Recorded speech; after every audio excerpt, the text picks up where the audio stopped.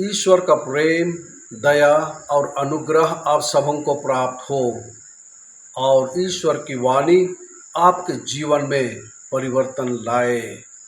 आज साधारण समय का 18वां रविवार है। आज हम यीशु ख्रिस्त के रूपांतरण के बारे में एक असाधारण घटना को याद करते हैं। यह घटना ख्रिस्त के पुनरुत्थान की पूर्व रूपता थी। परमेश्वर हमेशा हमसे बात करते रहते हैं और बाइबल के माध्यम से स्वयं को प्रकट करते रहते हैं। आइए हम परमेश्वर के वचनों को पढ़ें, उनके वचनों को सुनें और इन वचनों को अपने दैनिक जीवन में जीने का प्रयास करें। आज के पाठों का सारांश।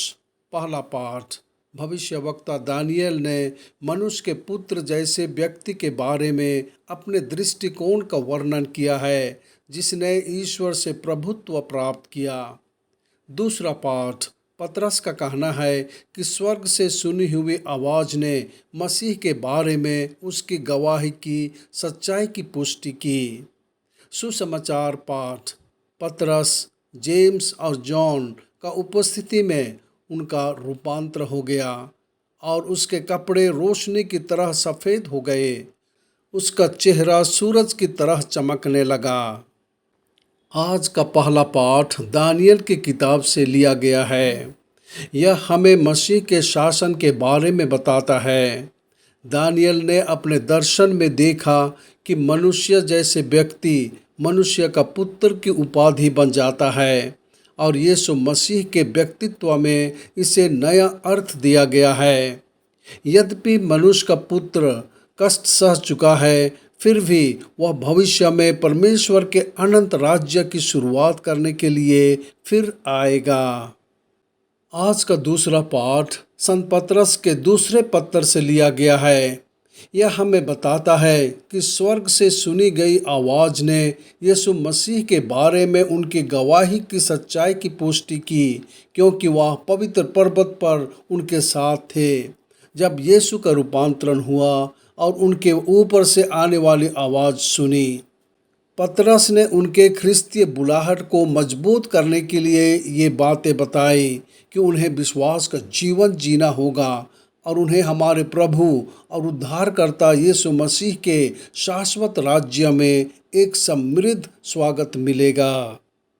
संत मत्ती की पुस्तक से लिया गया आज का सुसमाचार हमें बताता है कि यीशु अपने साथ पतरस, जेम्स और उनके भाई जॉन को ले गए और उन्हें एक ऊंचे पहाड़ तबोर पर ले गए और उनके सामने उनका रूपांतरण हुआ और उसका मुख सूरज की तरह चमकने लगा और उसके वस्त्र उजियाले के समान श्वेत हो गए। मूसा और एलियाह उससे बातें करते हुए उन्हें दिखाई दिए। पतरस ने यीशु से कहा, हे प्रभु, अच्छा हुआ कि हम यहाँ हैं।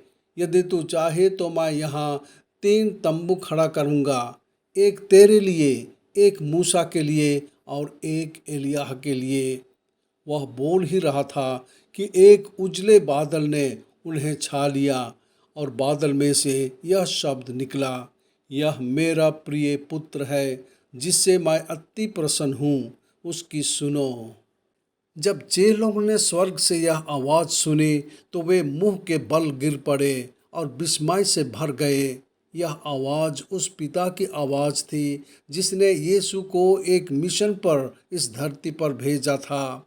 शिष्यों को उनकी बात सुननी थी और वे सभी लोग जो उनकी शिक्षा को सुनते अनंत जीवन प्राप्त करते।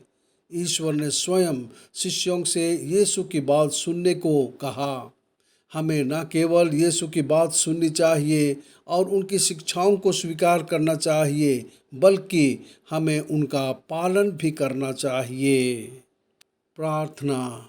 हे प्रभु यीशु ख्रिस्त, तुम्हारे स्वर्गीय पिता ने हमें तुम्हारी बात मानने का आदेश दिया है।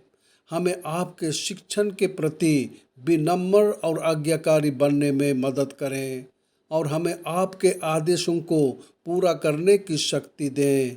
आमीन।